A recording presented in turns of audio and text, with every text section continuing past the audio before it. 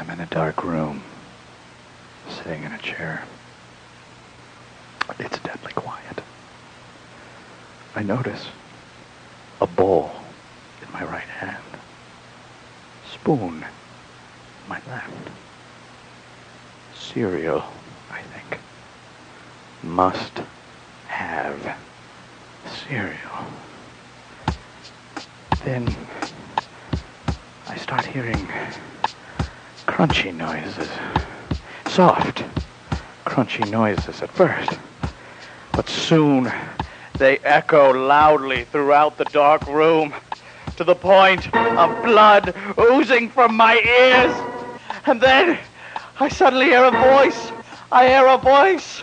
And the voice is saying, and now here's Leonard Maltin with his behind-the-scenes look at the Mighty Ducks.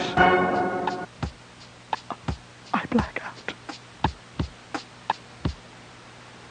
It is 3:48 a.m. on a Wednesday. Been up all night. Can't seem to sleep. Suddenly I think to myself, cereal could really use some cereal. I go to the breakfast nook, grab spoon, grab bowl, grab milk, and then I reach for the box. Captain Crunch's Crunchberries. My favorite. But when I open the box, I am seized by a white, hot panic. Celebrating a birthday today, Barbie Benton turns 43. I black out. I awake at sunrise on the kitchen floor in a pool of milk. Confused. Afraid. I haven't been able to sleep for days. I lay in front of the television, watching Mother, Jugs, and Speed.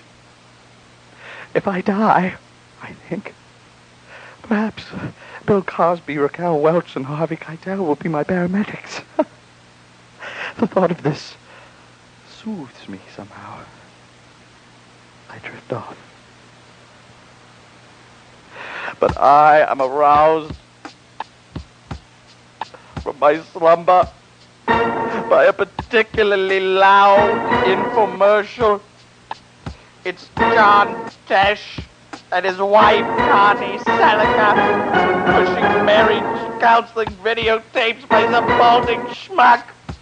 In my haze, I reach for the remote to change the channel. But as I flip around, I notice it's on every goddamn channel.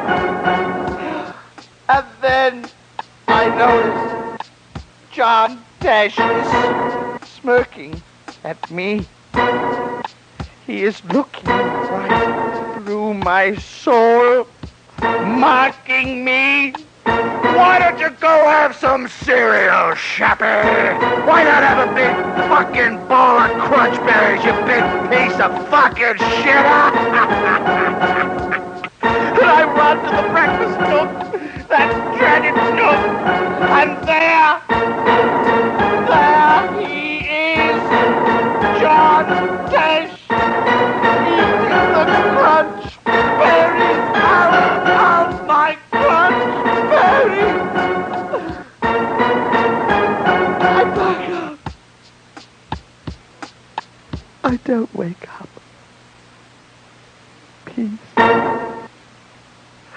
Peace at last. At the end of the tunnel. Bowl. Spoon. Crunchberry.